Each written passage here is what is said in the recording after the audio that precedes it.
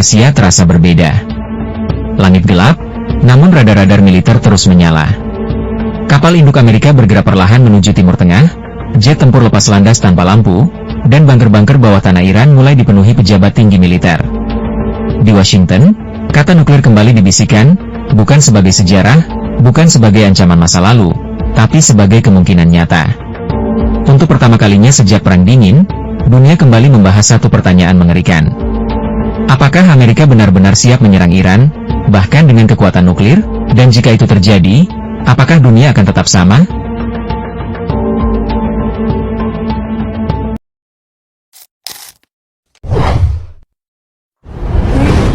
Konflik Amerika dan Iran bukan cerita baru. Permusuhan ini sudah berlangsung sejak revolusi Iran tahun 1979, ketika kedutaan besar Amerika di Teheran diserbu dan puluhan diplomat disandera selama 444 hari. Sejak saat itu Iran berubah menjadi simbol perlawanan terhadap dominasi Amerika di Timur Tengah.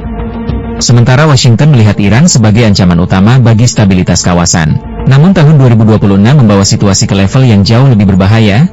Demonstrasi besar mengguncang Iran, ekonomi hampir runtuh, nilai rial anjlok, dan pemerintah Iran menghadapi tekanan internal terbesar dalam beberapa dekade.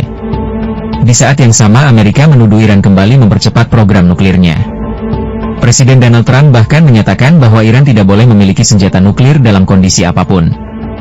Retorika berubah menjadi ancaman, ancaman berubah menjadi pengerahan militer.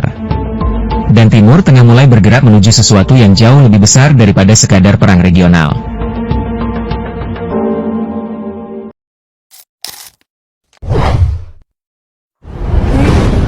Ketegangan memuncak ketika Washington mengeluarkan ultimatum keras kepada Teheran. Iran diminta membuka Selat Hormuz atau menghadapi neraka. Selat Hormuz bukan jalur biasa. Hampir seperlima pasokan minyak dunia melewati jalur sempit itu. Jika Iran menutupnya, harga minyak global bisa meledak, ekonomi dunia bisa lumpuh. Trump memperingatkan bahwa Amerika siap menghancurkan infrastruktur vital Iran jika ultimatum diabaikan, dan disinilah dunia mulai panik. Karena ketika Amerika berbicara tentang menghancurkan infrastruktur, itu bisa berarti apa saja. Mungkin fasilitas rudal, pangkalan militer, reaktor nuklir, bahkan pusat komando bawah tanah. Di media internasional mulai muncul satu kata yang menakutkan, yaitu tactical nuclear strike atau serangan nuklir taktis.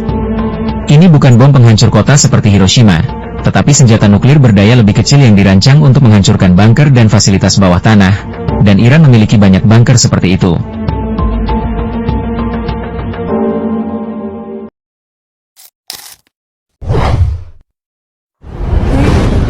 Iran bukan Irak tahun 2003, dan juga bukan Afghanistan. Negara ini dibangun untuk bertahan dari invasi. Pegunungan tinggi, terowongan bawah tanah, pangkalan misil tersembunyi, dan jaringan proksi di seluruh Timur Tengah. Dan Amerika tahu satu hal, jika perang dimulai, Iran tidak akan jatuh dalam seminggu. Karena itulah Pentagon mulai membahas opsi ekstrim.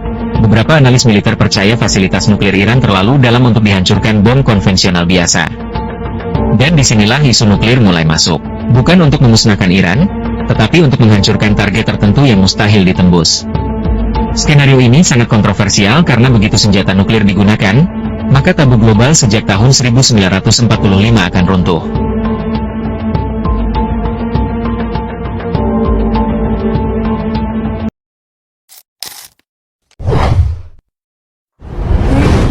Pada akhir Februari 2026, Trump mengumumkan bahwa Amerika telah memulai operasi tempur besar di Iran.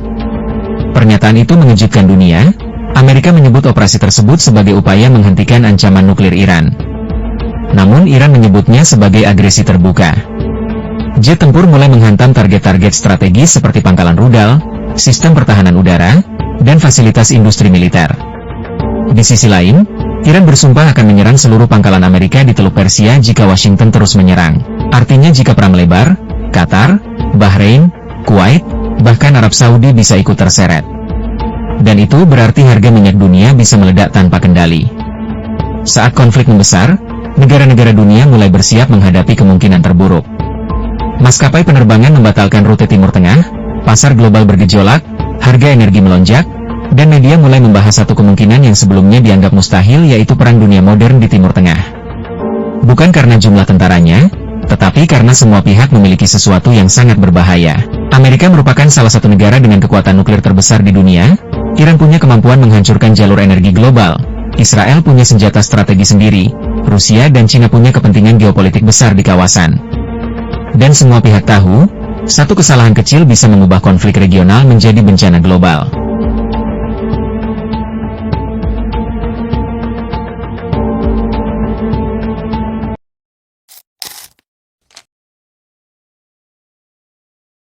Inilah pertanyaan terbesar, apakah Amerika benar-benar akan menggunakan senjata nuklir terhadap Iran? Secara resmi, tidak ada pernyataan terbuka bahwa Washington akan melakukan serangan nuklir.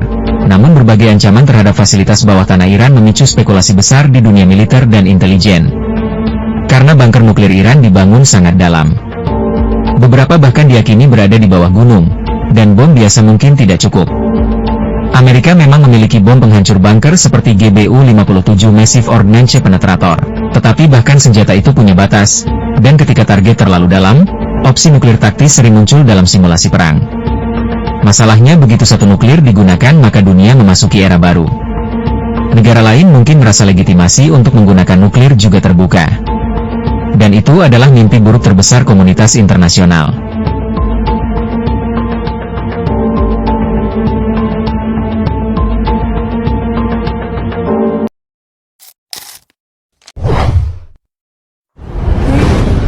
Iran sudah berkali-kali menegaskan, jika diserang, maka mereka tidak akan diam. Target utama mereka adalah pangkalan Amerika di Timur Tengah, tetapi bukan hanya itu.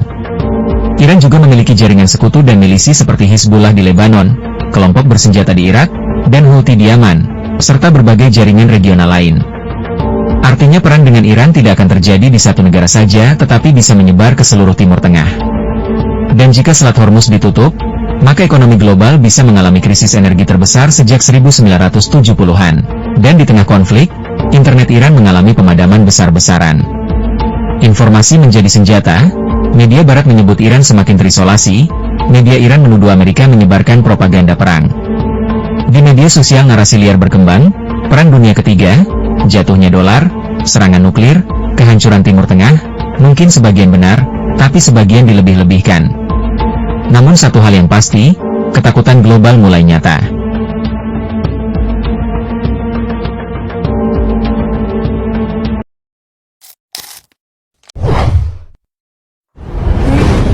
Jika perang besar benar-benar pecah, Indonesia pun tidak akan aman dari dampaknya. Kemungkinannya BBM akan langka jika tidak mencari alternatif lain, biaya impor melonjak, harga pangan ikut terdorong, dan jalur perdagangan global terganggu. Bahkan diskusi mengenai akses militer dan jalur strategis di Asia Tenggara mulai muncul dalam berbagai forum geopolitik. Artinya, perang Iran dan Amerika bukan sekadar konflik dua negara, tetapi ancaman bagi stabilitas ekonomi dunia. Hari ini dunia berdiri di persimpangan berbahaya, Amerika tidak ingin Iran memiliki nuklir, Iran tidak ingin tunduk pada tekanan Barat, dan kedua pihak sama-sama percaya mereka sedang mempertahankan eksistensinya. Masalahnya ketika dua negara merasa sedang berjuang untuk bertahan hidup, kompromi menjadi sangat sulit. Dan sejarah menunjukkan, perang besar sering dimulai bukan karena rencana matang, tetapi karena eskalasi yang tak terkendali.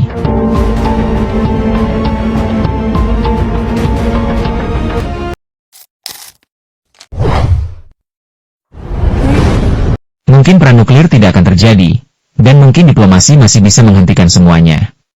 Namun kenyataannya, untuk pertama kalinya dalam waktu lama dunia kembali membicarakan kemungkinan penggunaan senjata paling mematikan yang pernah dibuat manusia. Dan itu sendiri sudah cukup menakutkan. Karena nuklir bukan sekadar senjata, nuklir adalah batas terakhir peradaban. Dan ketika dunia mulai bermain terlalu dekat dengan batas itu, maka seluruh umat manusia ikut berada dalam bahaya. Perang berikutnya mungkin tidak menghancurkan dunia sekaligus, tetapi cukup untuk membuat manusia berharap itu tidak pernah dimulai.